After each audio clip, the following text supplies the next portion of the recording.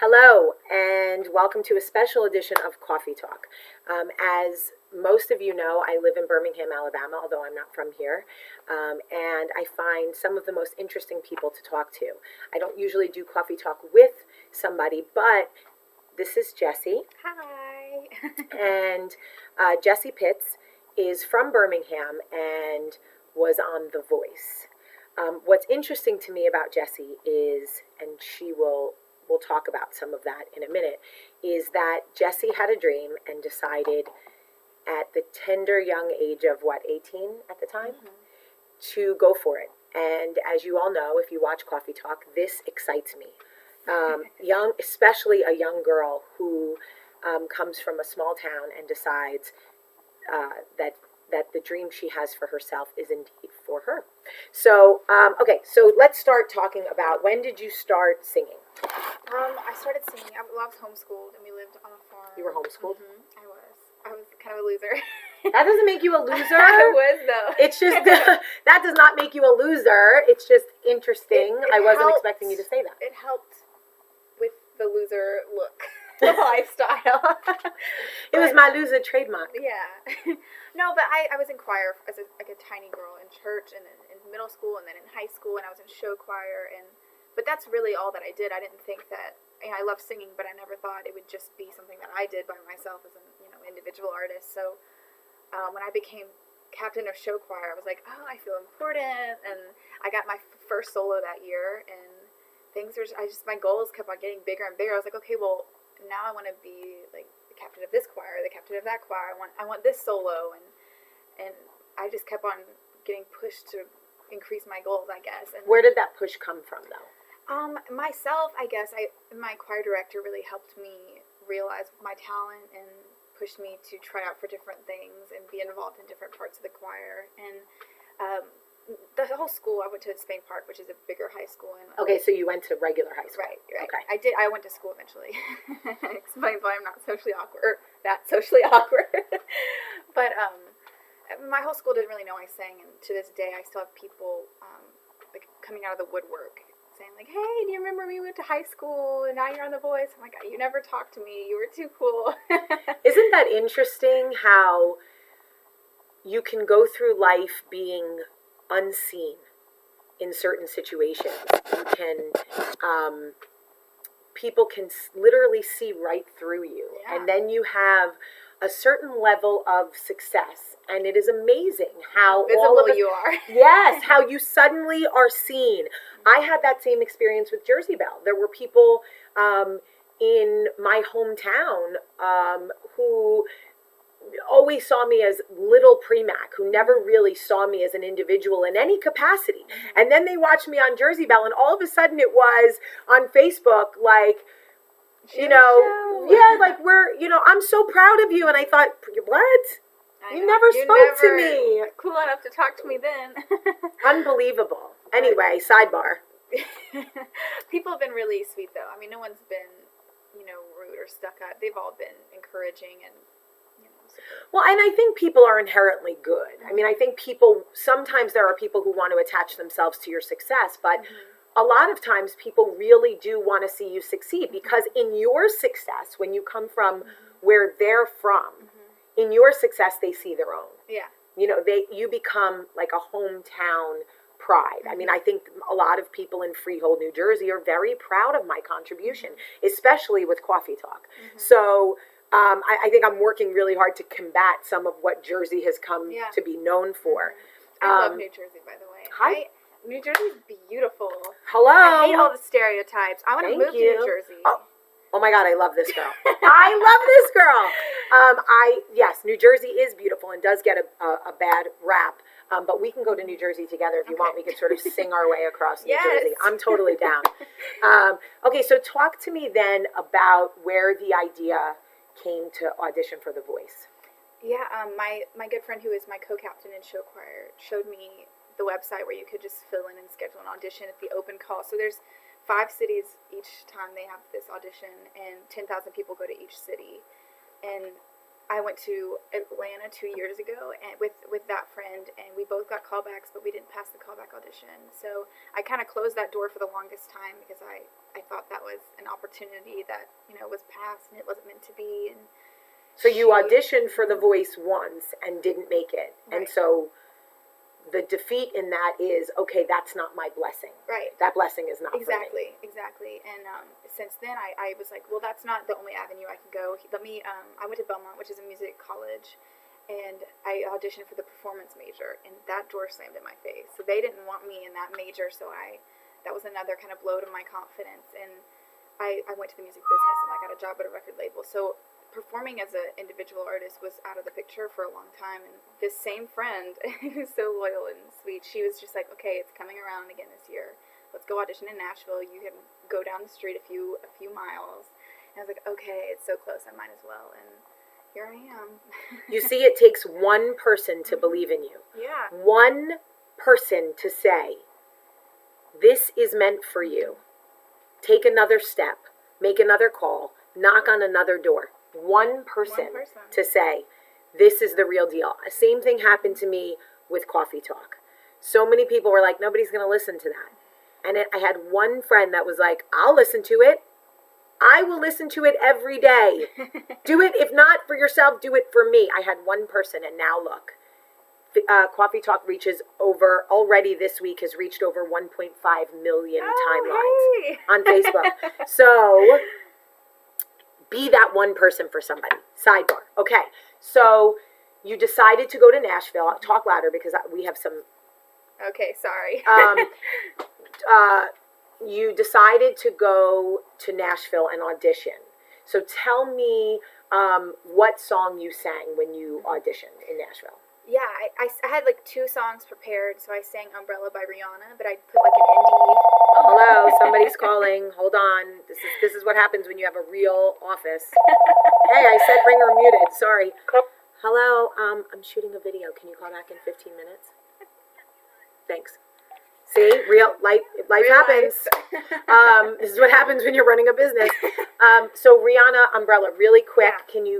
Can you sing a few lines? Oh my gosh! Way to put me on the spot. Just a few, so people can understand. Sort of take us there. I want to be there in Nashville. Okay. Here we go. You had my heart. We'll never be worlds apart. Maybe in magazines, but you still be my star.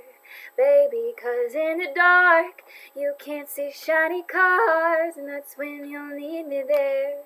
With you I'll always share. Because when the sun shines. Oh, my bad. Then it's your I was in it. I was about to come in. It was about to be a duet. Okay, so there we are. We're in Nashville. You sing Rihanna, and what do you hear? And then he was like, thank you, sit down. And I was like, okay. And then there was 10 people in a room and one producer, and everyone went through and sang, not even a whole song. And then he was like, quiet for a second. He was like, okay.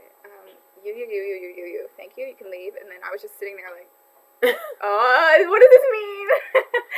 And yeah, it feels like the longest process. And I don't know.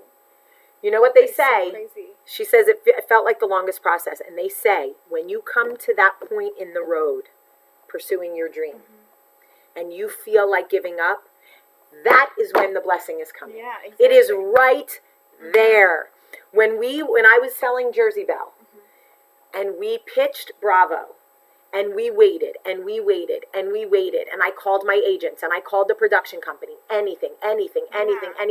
It was at the point where I believed, about to give up. Yes. But you like have this extra urge of like, let me try one more time. Yeah. It's like I just felt like Jersey Belle was not going to happen. Yeah. And as soon as I just started to swallow defeat in a way, the call came that it was happening. Yeah. So okay, I'm just going to go and say something. Like, do not accept just like a closed door as your ultimatum. Like, there are so many doors you can go through, and if I had just stopped at the first closed door, I would be working at a record label trying to put out other people's music, and I would not be happy, and that's not what I want to do with my life. And I knocked on the doors, I banged on them, and I am so glad that I did, because I wouldn't be here right now. So you wouldn't be here in my office. It's never too late to go and do that thing that you've been wanting to do. Right. It's never too late. Yeah.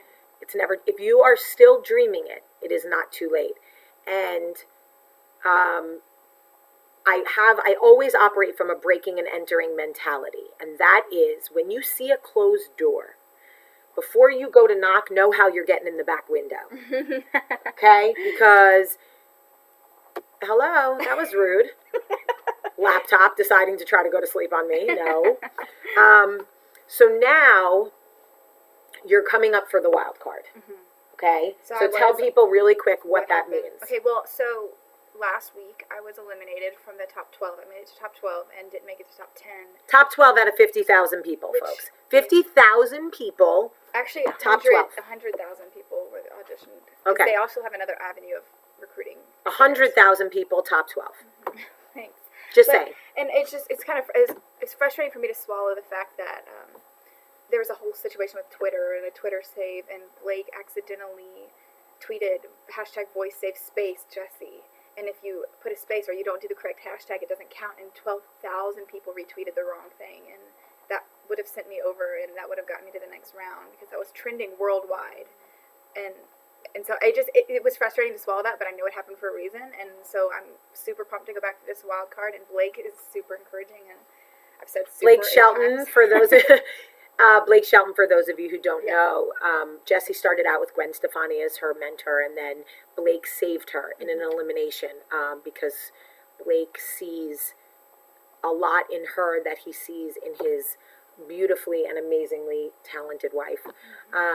Which was crazy to hear that. I was like, did he just compare me to his wife? In the most non-romantic, amazingly professional way possible. Yes. Yes, he did.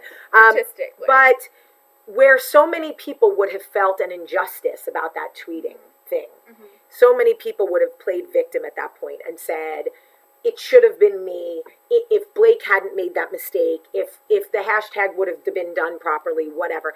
How did you not spiral down in that injustice? Because a lot of people would have, and I may have been one of them. Well, I just think, Blake has been nothing but supportive, and so for me to play victim, it just didn't feel right. I know that it happened for a reason, and I know that sounds so cliche. Like, I don't know. I know that it wasn't meant to be in the top 10, and maybe if that hadn't happened, I couldn't come back and do this wild card thing, which could boost my career. This is the first time they've ever done a wild card, and that could be huge. Right. So I'm in the same position with Jersey Belle. We're in that bubble right now. We're on the bubble, is what they say in our industry, when a show's ratings are really good but not great. And so they're doing research and trying to figure out if Jersey Belle should come back to Bravo. And I have had to resolve myself to the fact that there is a chance that is not what is meant to be for me. I would like it to be, because it was the kind of television I want to watch, but like you said, it may not be what's meant to be for me. So when I want to spiral into a place of like, woe's me, I'm going to call Jessie. Yes. I've been through it all, so. Okay, so now, when do you go back for the wild card? I go back in 2 or 3 weeks. So when they announce the 3 finalists, they'll bring back the wild card, and hopefully it'll be me, and that wild card will be the 4th finalist. And there's so many good things that happened in the top 4. I'm super excited about. I can't say everything, but no, and don't give anything away, because this video is going to go viral. So don't give anything away. The important thing, what if you were talking to other people, 16, 17, 18, 19? I'm slightly older than that. What would you say to them about the pursuit of dreams? I would say, well, because I was in that position, people were like, just chase your dreams, don't ever give up. And I was like, yeah, all right, you're a lawyer, so like, you chased your dreams, and it was like within your reach. And I feel like my dreams were so without of my reach, and but it wasn't until I actually started believing that and trying. I got past, okay, it's cliche, but I'm gonna do it anyway. Like, what do I have to Stop, say that again. Say it again. It's cliche, but I'm going to do it anyway. Say it again. Look right in the camera. Say it. It's cliche, but do it anyway. Like, chase your dreams. I know you've heard it a million times, but actually think about it for a second. Know that you only have one life to live. And, if I hadn't done this, if I hadn't have broke through those closed doors, I wouldn't be here right now. I wouldn't have experienced the most amazing experience of my life. become best friends with Blake Shelton and Gwen Stefani, and met. Taylor Swift. Did we meet? Okay, amazing. But I was talking about, did we meet a cute boy? Oh, and my boyfriend, I met him on the show, and if it wasn't for me trying to pursue that dream, and even though I've had doors slammed in my face, I wouldn't have met my amazing boyfriend. And I've had so many things come out of this that I feel so blessed. No matter if I don't make the wild card or if I do, if I win the whole thing, I just know that I've taken so much from this. Today's coffee talk was actually about don't cry because it's over, smile because it happened. Mm-hmm. And I find that if you can truly take the joy away from each experience, take the lesson, find the joy, and go, okay, this is ending, and it's painful because I have to close a door on a chapter in my life that I don't want to end. Yeah, but you have to accept it. You do, because it will torture you. Mm-hmm. If Jersey Belle ends, there will be a mourning period for me, and then I will have to take the joy and move on. Yeah, I'll be there with ice cream. I love that. You see, girl power. Can I get a yes. So today's coffee talk with Jessie and I, we are just two girls. One of us slightly younger than the other. And I'm youngin'. Who had dreams of mass proportions.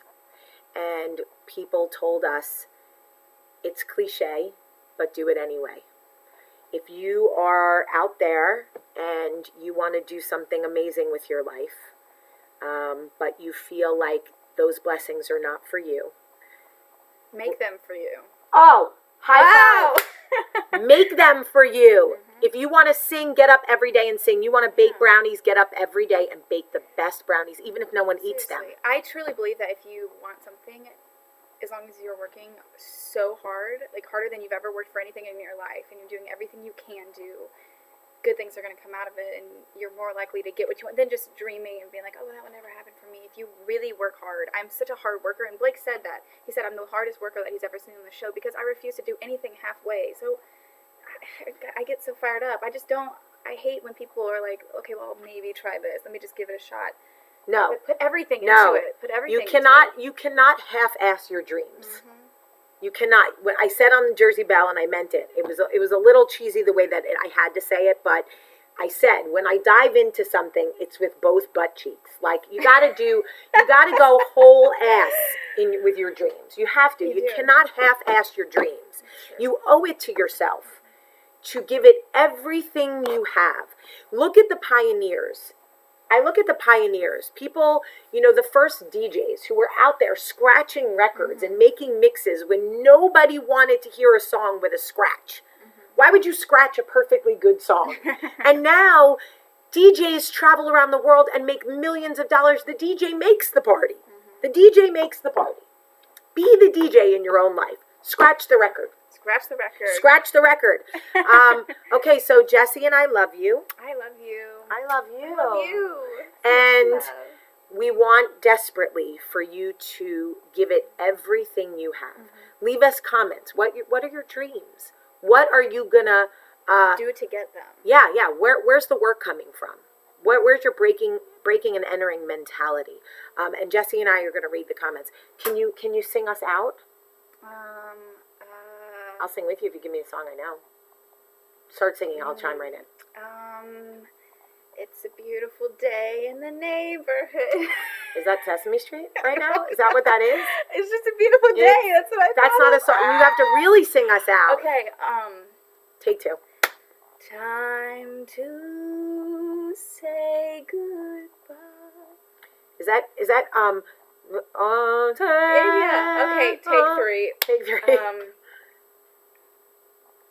All right, I'm gonna beatbox and you say it. Okay, ready? Okay. Is this supposed to be a song I know, or am I supposed to make it up? I'm not a rapper. I can rap other people's stuff, but you're pretty good beatboxer. You're doing great. Okay. We're gonna figure this out. No, we're not. We're brainstorming. There's no struggle here. This is a brainstorm. What are we gonna do? What's a song? I'm trying to think of like goodbye themed songs. But maybe we should rule that No, out. yeah, no goodbye. Okay. It's not goodbye. It's till next time. What so. about what we did in the car? We are young. Heartache to heartache we stand. No promises, no demands. Love is a battlefield.